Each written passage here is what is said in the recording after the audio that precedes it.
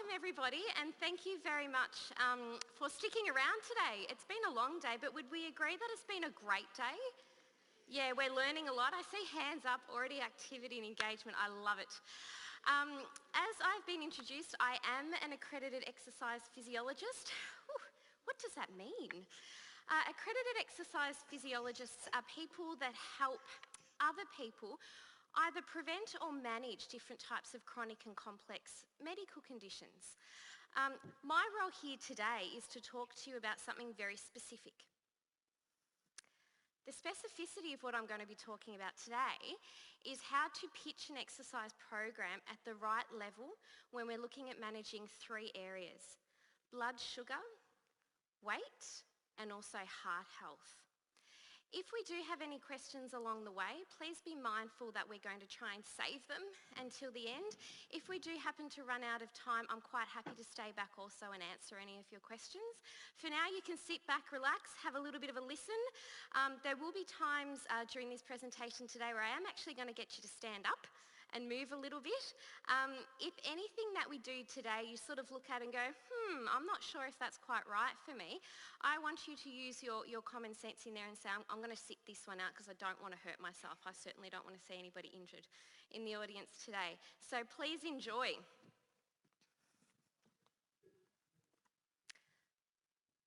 So by the end of today's session, there are three things that I want to focus on for you guys. The first one is looking at selecting the right type of physical activity. So when we look at exercise, we know that it's going to help us, don't we? That's a bit of a no-brainer. If I was to ask you right now, do you think exercise is going to be beneficial for you? You're going to say yes. Yes, wonderful. Go team. What we need to do in order to make sure that it's at its most beneficial is get the prescription right. And in getting the prescription right, there are four main areas that we need to look at. The first one is exercise type.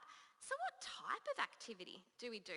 Is it yoga? Is it Pilates? Is it walking? Is it cycling? Is it picking up weights? That's what we need to have a bit of a talk about today. The second thing that we need to have a bit of a look at is intensity. The question is, how hard do I have to work in order for this exercise to be having a positive effect on my health? The third thing that we need to look at there is actually the duration. How long do I have to be spending on movement throughout the course of a week for it to have a positive impact on my health? And the last principle there is the frequency. How frequently do I have to do this stuff called exercise? Is it daily? Is it weekly? Is it monthly? Is it yearly? Well, we certainly know it's not the last three in there. We're going to be breaking down some of that information today. So by the end of today's session, you can turn to that person next to you and say, I know what I have to do now. That is my goal for you. So that's the first area that we're going to be looking at. The second thing is, well, this information is really great, but how is it that I apply it to my everyday life? I can sit up here and give you graphs and give you numbers and give you all this fantastic information, but without showing you how to start practically applying this in your everyday life, it's just another theory. Would you agree with that? Yeah. I don't know how many of you have been told this in the past, but I've walked into my doctor before and I've had a bit of a conversation and I sit down, and before the doctor knows what I do for a living, the doctor talks to me about lifestyle. And the doctor turns around and says, do you know that you should walk? Do you know what my question back? I always go question with question here. Why? Why do we need to do these things? That's something that we need to be looking at also today. In order to practically apply exercise and physical activity into your everyday life, you need to want to do it. And in order to want to do it, you need to know why you're doing it. If somebody turns around and says to me, I want you to take the stairs instead of the lift, I'm going to say, why? We all need to be active listeners, yes, but we all need to be active with our questions as well. So we're going to be looking at the why behind exercise, which is going to help us uncover how to practically apply this information to our everyday life. Then the last thing is safety considerations. We need to make sure if you're embarking on this wonderful journey that is starting an exercise program, that you're actually going to be safe while you're exercising. So there are particular safety considerations when we're looking at moving people from different intensities as well. So moving from a low intensity exercise program up to a moderate, vigorous, high. For those of you that are currently doing low level exercise and want to start moving up to those levels, this is a conversation that we need to have today. For those of you that are already exercising at pretty high intensities, my job is to make sure that you understand what all the safety considerations are, and I've developed a bit of a checklist for that as well. So when we look up at those 3 goals, they're the 3 things that we're going to be focusing on today. Does that seem okay? Wonderful. Yes, I've got hands. Love it. You know what? You're getting a prize at the end of today for that. The many benefits of exercise. Wow, there are heaps. I actually had trouble minimising the amount of images that I wanted to put up on this slide. What I've done is I've put some of the key aspects or the key benefits of exercise up on this slide. And what I would like you to do just for a few seconds is have a look at those graphics. I want you to have a look at them and say, what speaks to me? What is it about these benefits of exercise that is most appealing to me? Have we picked a couple? Yeah, 1, 2, 3. It doesn't matter how many. We've got a hand. Let's just ask you, what was yours? Better sleeping. Who would agree with that? Show of hands. Who wants to be able to sleep better? Whoa! That's quite a common one in there. There has been a lot of evidence released on the benefits of exercise and healthy sleeping habits, and that is something that is really well worth exploring and reading a little bit more about. There are lots and lots of benefits up here, among those weight loss or body composition shift. I use the term weight loss very, very loosely. See how I corrected myself really quickly on that? We're looking at body composition, a reduction in fat and an increase in lean muscle mass. That's particularly why I didn't have a set of scales up there. How many times when we think about weight loss do we picture a set of scales? Again, show of hands, weight loss, bang, scales. How does picturing a set of scales make you feel? Bad, terrified, fearful. I start to do this a little bit. We need to be thinking about exercise in a very positive light. What can it give us? What can it deliver? And moving back to the benefits and what speaks to you is actually what's going to help motivate you to continue on your journey to good health. So selecting the right type of exercise, this is a part of our first learning outcome. There are 2 main types of exercise that I'm going to be talking about today. The first is aerobic exercise and the second is resistance-based exercise. When I use the term aerobic, what does that mean? It basically means exercise with oxygen. So exercise which encourages our heart rate, our breathing rate to get elevated, otherwise known as cardiovascular exercise. Can anybody throw out from the audience an example, perhaps, of aerobic or a cardiovascular exercise?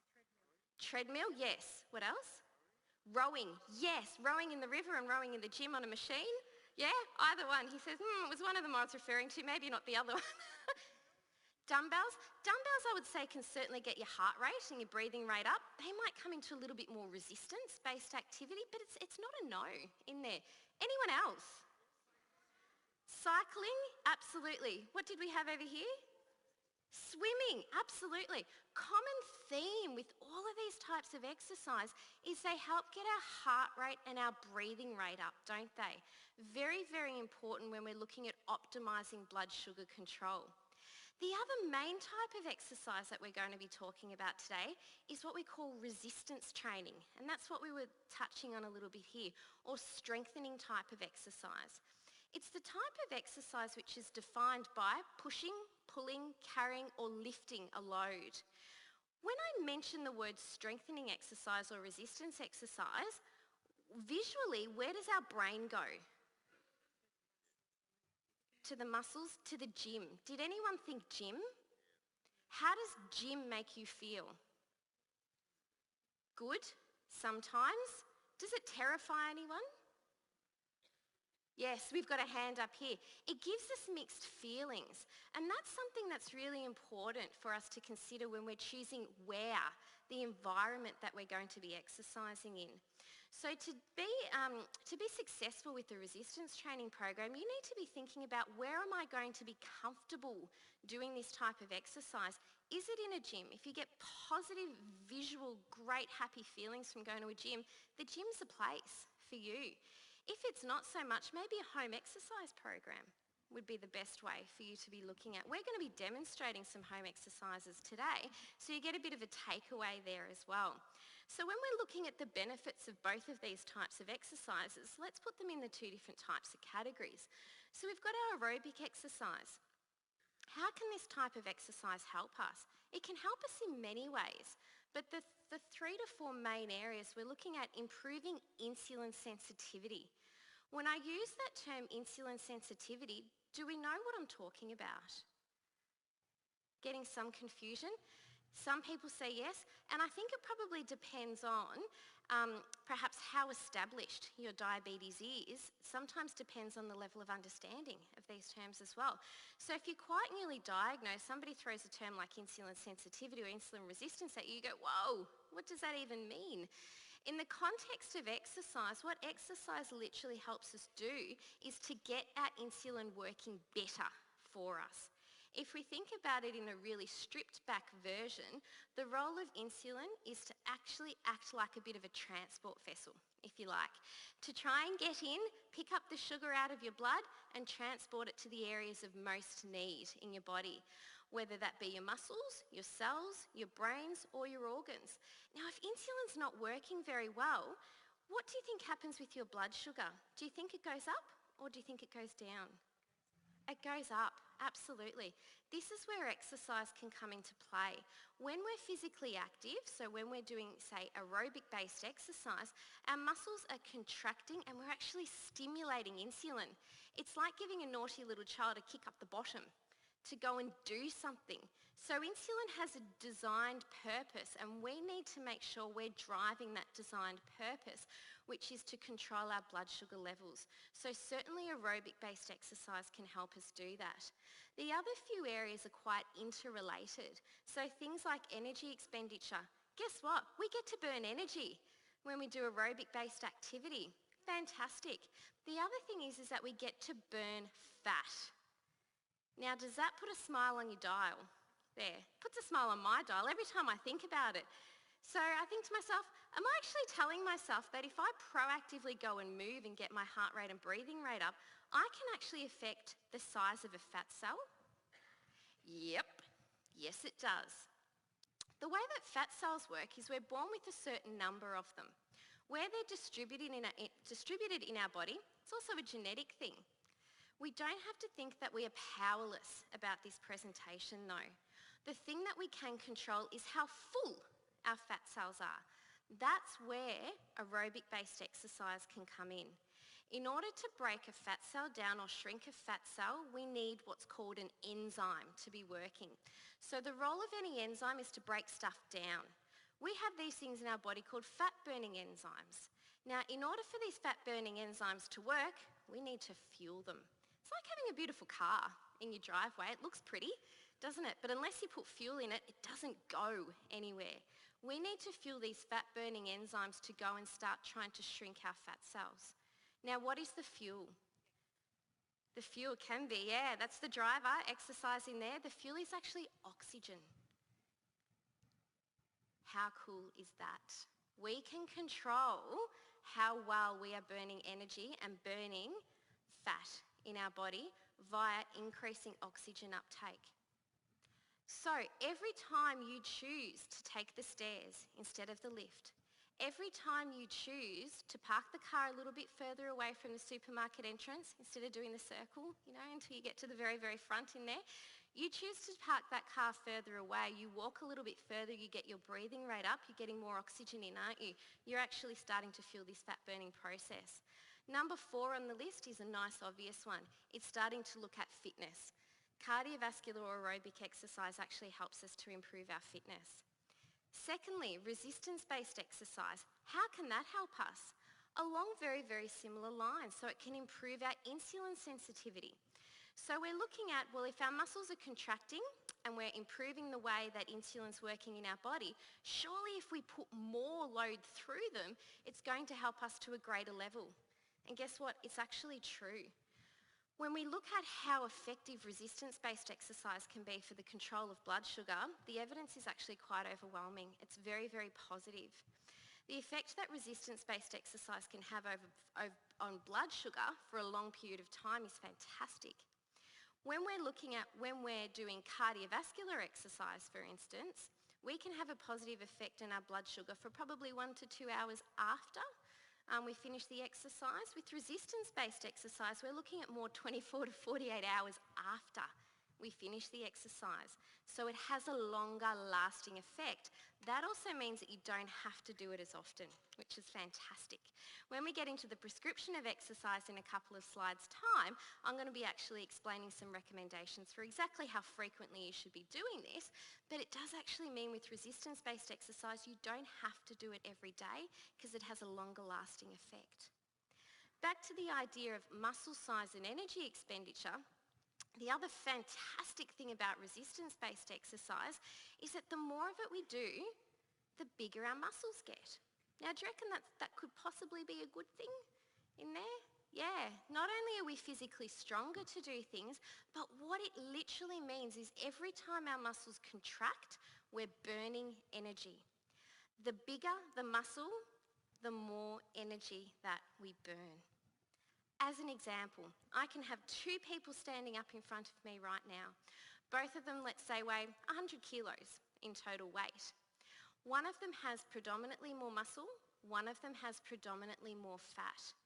I get them to do exactly the same set of tasks throughout the day. They wake up at the same time, they do exactly the same thing, rest the same amount. The person with predominantly more muscle would have burnt a significant amount more energy over the course of the day than the person with more body fat, although they're the same weight when we stand them on a set of scales. So as we can see with the benefits of these things, we've certainly got benefits in regards to insulin sensitivity, so our blood sugar control, but also on energy expenditure and weight loss if they're a part of your goals as well. Now, what does current research tell us about which type of exercise is best for us to be doing? What we do know is that if you do one type of exercise, you're going to get great results.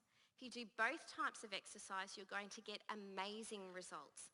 It's actually the combinations of these 2 types of exercise that you're actually going to see the better results. So as we can see here, cardiovascular exercise plus resistance exercise, that's your gold standard. So I often get asked questions, what type of exercise is it that I should be focusing on? There's your answer. In isolation, both types are great. Put them both together, that's when you're going to actually be seeing the best results. Does that make sense? Fantastic. We're moving on. So we've looked at the type of exercise. We've got our head around what is cardio exercise, what are some examples, how can it help us? I want to get into the nitty-gritty of optimally what we should be aiming to do in a week via evidence out there. And this is a fantastic table to start demonstrating that. So we've got the types of exercises down the side there. Let's look at intensity. You notice that the title of this presentation is medium to high intensity physical activity. So what I really want to do is hone in on intensity in there. How hard do we have to work in order to get a fantastic outcome? Now, when we look at these guidelines here for intensity, we've broken them up into aerobic or cardiovascular exercise, as well as strengthening exercise. We've also got lots of numbers in there. Don't let those numbers confuse you. I popped them up there because it's a part of a traditional table. We don't need to understand them. All we need to know is that we need to work at a moderate to vigorous intensity, and we're going to explore exactly what that means in just a moment. So moderate to vigorous intensity is what is actually recommended for cardiovascular exercise. Does that mean if we're working at a low intensity that it's not going to be effective? What are our thoughts on that? It's not going to be effective? Anybody else? You hit right nail on the head. Love it, love it, love it, love it. Low intensity exercise does bring about fantastic benefits, but when we're looking at the gold standard, how we're going to help ourselves best, we're looking at if we can ramp up the intensity, we're going to enjoy even greater benefits. So if you're not quite at a stage where you're able to do moderate to vigorous intensity activity, that's okay. Even breaking up your daily tasks, so more incidental activity, more time standing, less time sitting, that is going to be a tremendous benefit to you. If the question is though, how do I get the absolute most out of my exercise, we're more so pitching at a higher level of your moderate to your vigorous. So what does moderate to vigorous mean? Here's a little table here. Now we've got everything from sedentary. Sedentary is what we're doing right now. We're sitting here, we're not doing much activity. We're still burning some energy because we're breathing and our heart's beating and all those types of things. We're starting to look at more that moderate, that mid type of intensity. Brisk walking is a good example of a moderate intense physical activity. It's not quite window shopping. You know when we go to the supermarket or to the shopping centre and we sort of cruise past the windows and we put some things in our trolley? That's sort of more so your lower intensity. We're looking at starting to get our heart rate up and our breathing rate up to a point where it's starting to get noticeable in there. When we're working up towards the vigorous type of physical activity, we're starting to get a bit uncomfortable with this. It's starting to get a little bit hard. We're starting to get sweaty. We're starting to get very warm, and it's hard to carry on a decent conversation with someone. So when we look at that little table about moderate to vigorous level physical activity, that's what we're working towards. It's up that sort of end. If you're more of a numbers person, let's have a look at this, what we call the rating of perceived exertion in here. When we look at a scale like this, we're looking at, well, where does moderate to vigorous fit in here? We're looking at moderate to vigorous being sort of your 12 to 13 and then your 14 to 15 in there. So it's about midway. So if you're a numbers person and you're thinking about a nice long linear scale, it's somewhere in the middle, moving up towards the right. Does that make sense as far as moderate to vigorous? Brilliant. So let's come back to this table. The same sort of deal applies with resistance-based exercise. We're starting to want to work up to that higher end because, again, we know that it gives us added benefits. Do we want to work vigorously, though, all the time? We actually don't. Current evidence suggests that it's actually a combination of moderate and vigorous level physical activity that is going to give you the best outcome. So if you're thinking to yourself, I can't run for 30 minutes at a time, 7 days a week, you know what, that's okay. All we're asking you is to make small steps with your current level of physical activity to have at least some intermittent bursts of higher levels, so some moderate to vigorous in there. The next question I often get asked, well, how long do I need to spend on each type of exercise? Current recommendations come down to two main things. How hard you're working determines how long you need to exercise in there. They're the two factors. So when we're looking at, well, if I'm going to exercise at a moderate type of level, so my heart rate's going to come up, my breathing rate's going to come up, I'm going to feel warm, I'm still going to be able to carry on a conversation, but it might be slightly interrupted. You're looking at about a total of 210 minutes a week of physical activity. If you're going to bring it up to a more vigorous level, we're looking at less time invested. I'm not sure if any of you read a blog that I wrote for Diabetes Australia Victoria last month. Did any of you happen to read that on the website? And we actually looked at moderate and vigorous level physical activity and the time that we have to spend between the two different types of physical activity. If you're quite time poor, this is a great solution for you as well. So not only is it going to boost the health benefits, but it's also going to mean you don't need to dedicate as much time to your exercise. How does that make you feel? Pretty good, yeah. So we're putting less time in and we're getting more benefit back. If I was investing money that way, I think I'd be a pretty happy lady. So that's fantastic. With your resistance-based exercise, the time spent doing resistance training is actually included in that total time in there. So the important thing to understand with resistance training is we want to get the whole body involved. We don't want to be one of these muscle men type person, and sorry, I do stereotype it with men in there, but we don't want to just have a really big upper body and really thin legs either. We actually want to get upper body and lower body both working. We want to get big muscle groups working, and we want to get multiple muscle groups working. They're the take-home messages from your resistance-based exercise. Frequency. How frequently do we need to be doing this stuff? Do you think it might be a good idea to do a little bit of something every day? Yes, I'm getting some nods, and I'm a big fan of that. Keeping it consistent is very, very important. The big rule around physical activity is try not to let it be hit, miss in there. We get some great benefits and then we don't do anything. Great benefits and we don't do anything. When we're talking about blood sugar control, we're talking about managing this condition long term. So we have to establish some very positive health behaviours that are going to be consistent to help us with this condition long term, and that certainly includes exercise. So the one major rule, if we take anything home from this slide about frequency, is you should have no more than 2 consecutive days without exercising. I'm going to jump back for a second in regards to duration. We look at 210 minutes, we look at 125 minutes in there, and you might think 210 minutes, that's about 30 minutes a day, 7 days a week. Still not sure if that's completely doable in there. What I'm here to tell you also today is that it's okay to break up your activity. That's a bit of a win, isn't it? Do you think, actually I'll ask you this question, do you have 10 minutes a day to move or to invest in physical activity? I'm getting some nods. Do you think you might be able to invest 10 minutes in 2 bouts or 3 bouts in a day? Absolutely. Let's break it down. Let's make it a little bit easier on you. So rather than the traditional thought process of let's set aside 30 minutes, 7 days a week, you miss a day and go, damn, that's all right, I'll do it tomorrow. Get to the next day, you go, didn't do it yesterday. I've got more time on Wednesday, I'll do it then.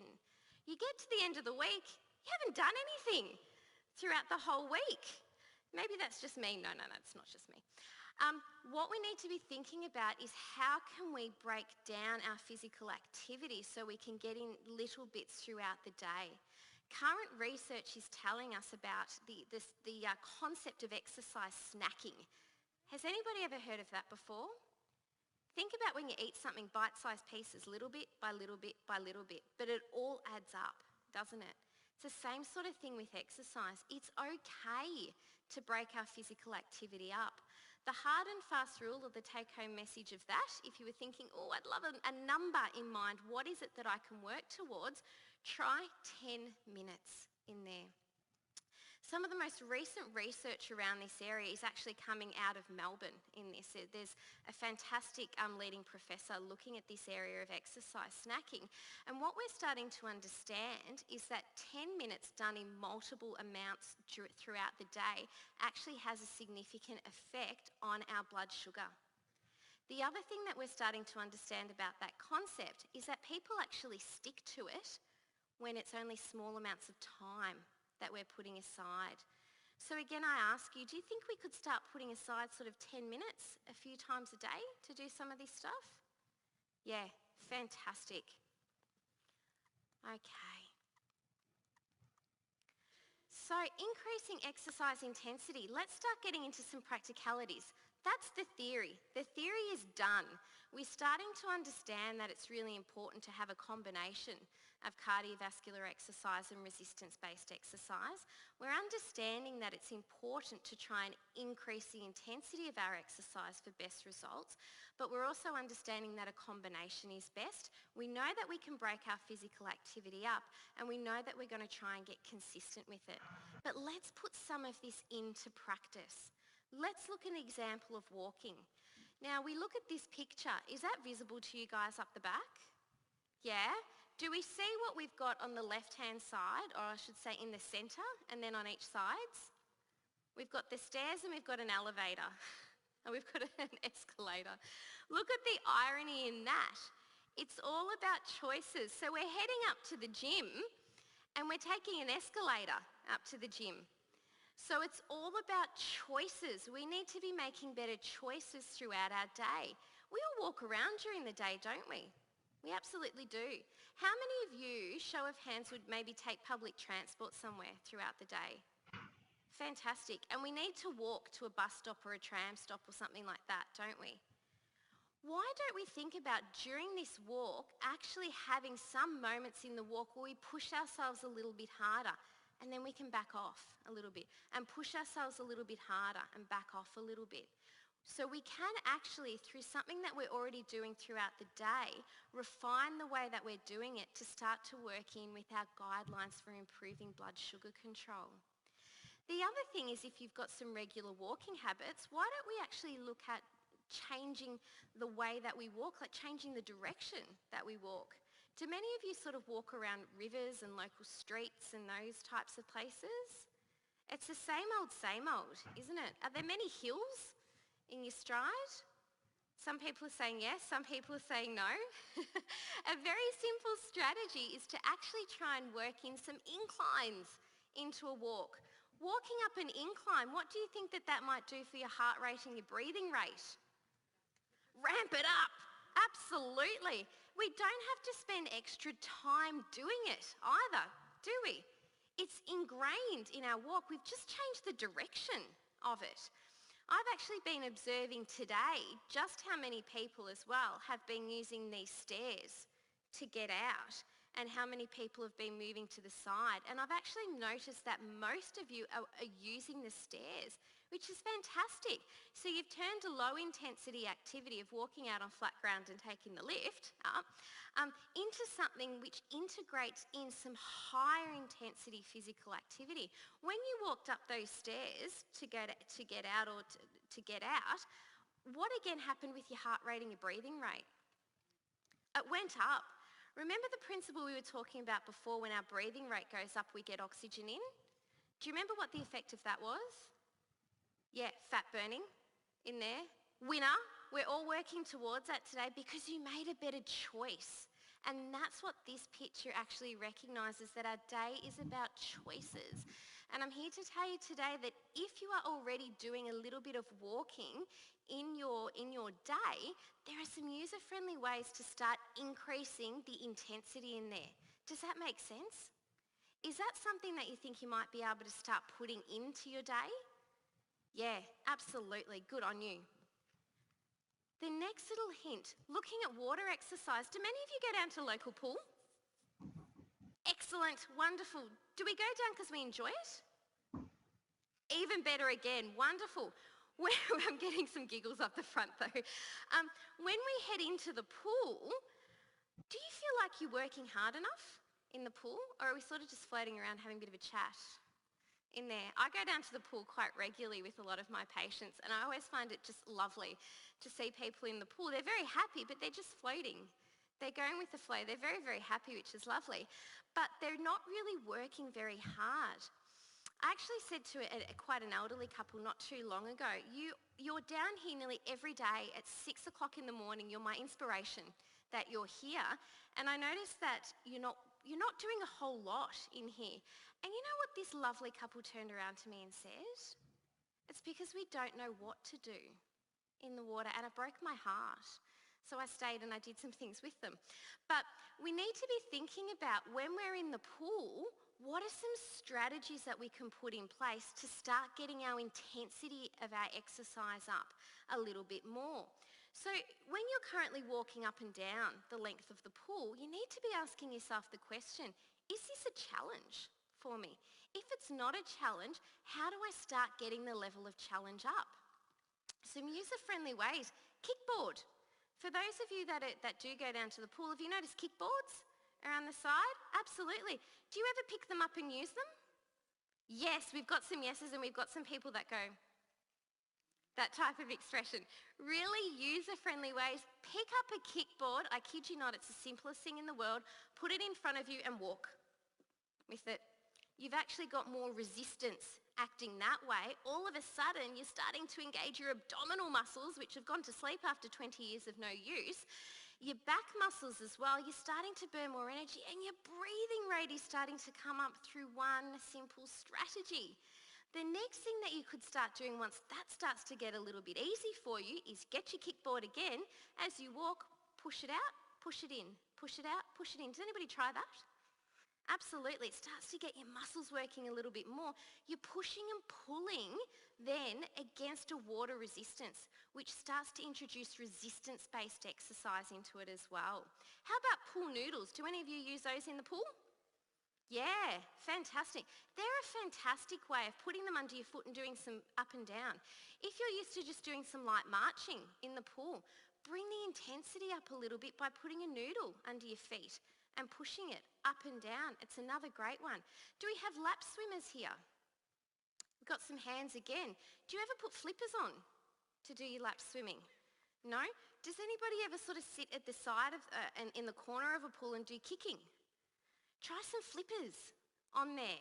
That's again going to get your work rate up. You're going to be working your legs a whole lot harder. In addition to your abdominals and your back, your heart rate and your breathing rate up is actually going to go up as well.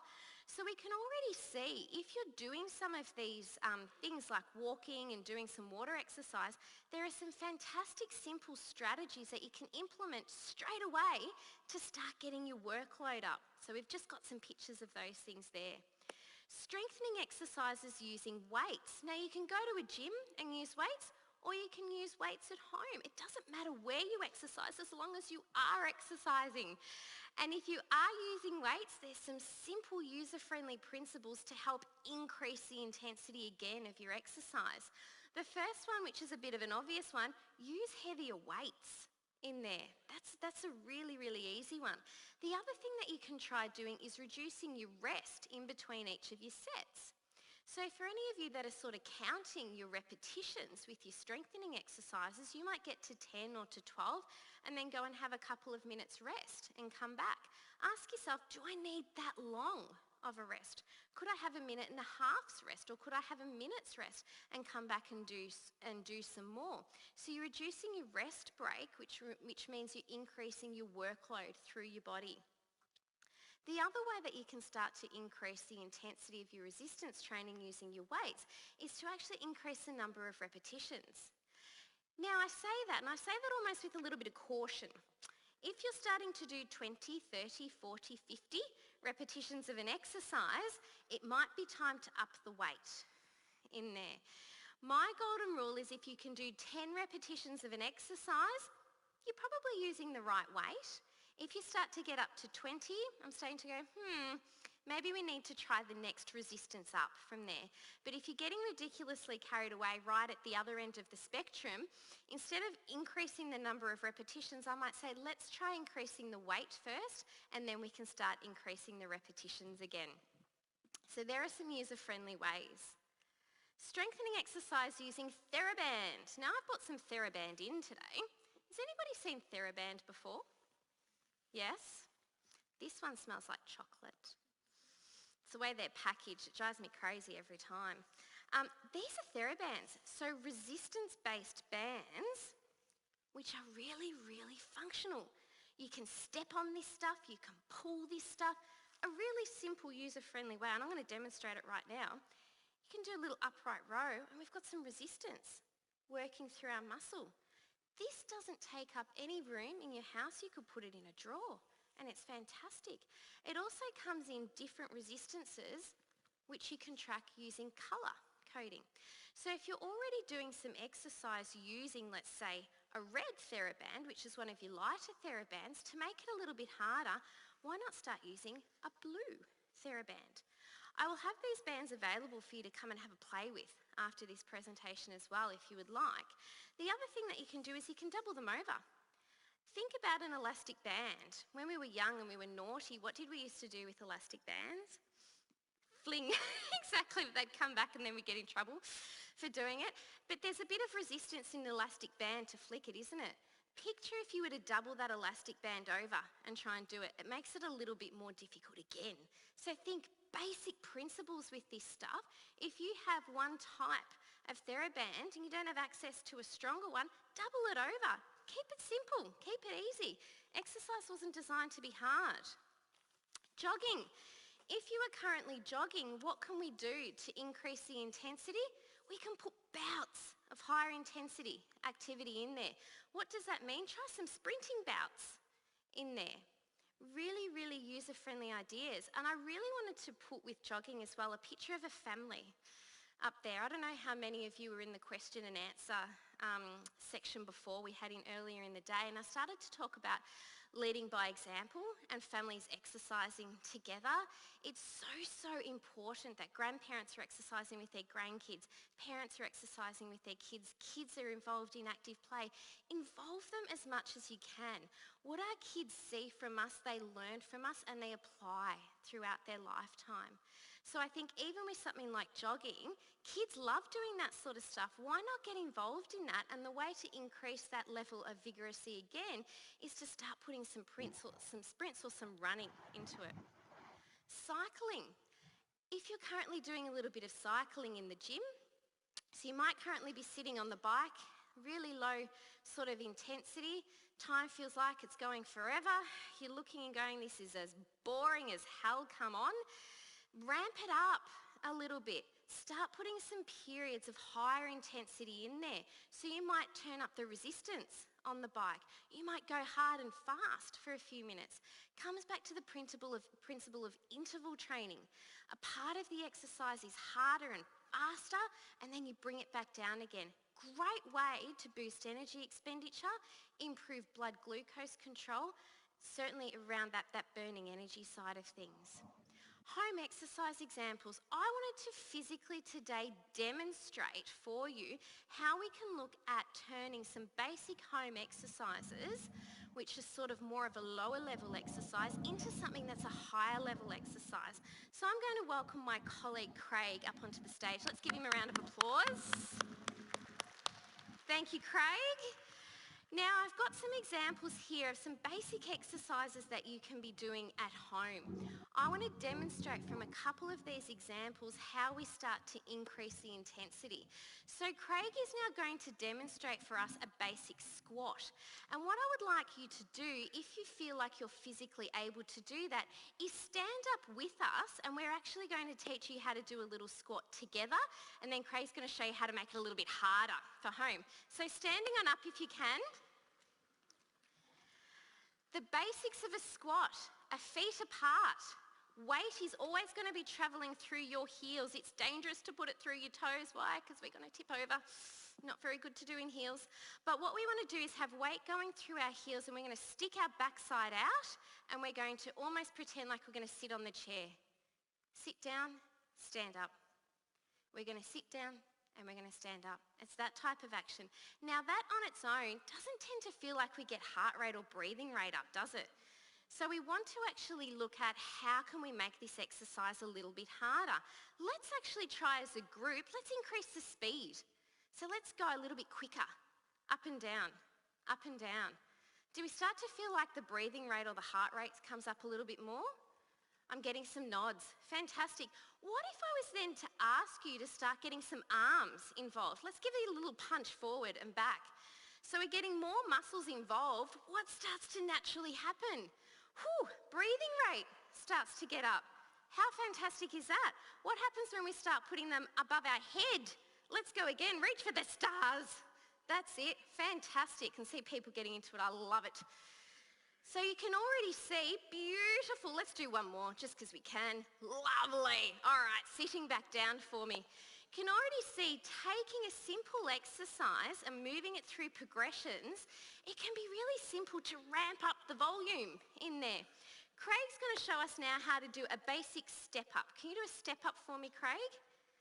How many of us have got a step at home? Yeah, front step, back step, staircase, any of that sort of stuff? We do this a lot, don't we? What would happen if we decided to increase the intensity of this activity by popping something in our hands? Craig, would you mind doing that? Lovely, and let's go. So we're loading our body up with a little bit of resistance. Does anybody own cans at home? Bottles, anything in the pantry? Why don't we try when we're doing some step-ups or walking up some stairs at home, popping something with some resistance in our hands, and it actually brings the heart rate up. Craig, what would happen if we were to have something in our hands and move our arms quite vigorously at the same time? Now let's bring something above our head. Very nice. What do we think is happening with Craig's heart rate and breathing rate right now? It's going up.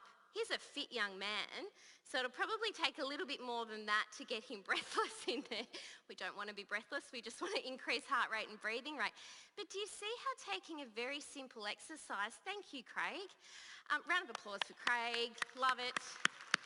You see how taking a very simple exercise and applying a couple of basic principles of increasing speed, popping something in your hands and moving your arms can actually really ramp up the volume in there. If anybody wants to take a picture of that slide, please feel free. I've actually got it on the DAVIC website, as well as some examples of some home exercises. So if you're not currently doing much strengthening activity, try these to start off with, then start applying those principles to start ramping up the volume.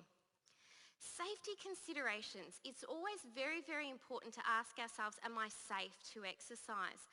Take-home message is, if you're not currently exercising and you want to start a program, you need to go and speak to either your allied health professionals that are involved in your care or your doctor, and you're going to talk to them about your plans for starting physical activity, because I want to make sure that you're okay to do so. Now, if you're looking particularly at starting your vigorous to high intensity exercise, so running up and down stairs with weights and doing all of those types of things, if you have any of these conditions, I'm going to advise that you do not start at that level. So we're looking at uncontrolled hypertension, uncontrolled blood pressure, unstable heart disease, severe breathing problems, looking at advanced or severe neurological type of problems, and if you've got damaged blood vessels in the back of the eye. The last thing that I want to actually look at is accessing help to get you started with some physical activity guidance. So as I mentioned at the start of the presentation, I'm an accredited exercise physiologist, as is Craig, one of my colleagues at my practice. If you're just starting out with physical activity, or if you're looking at refining your program, I would really strongly suggest that you get the assistance of an accredited exercise physiologist. Go and speak to your doctor about that, or hit the internet, but certainly you will have access to Medicare rebatable services through the government scheme. So thank you very much for your time today. I will be around for questions, so please feel free to ask.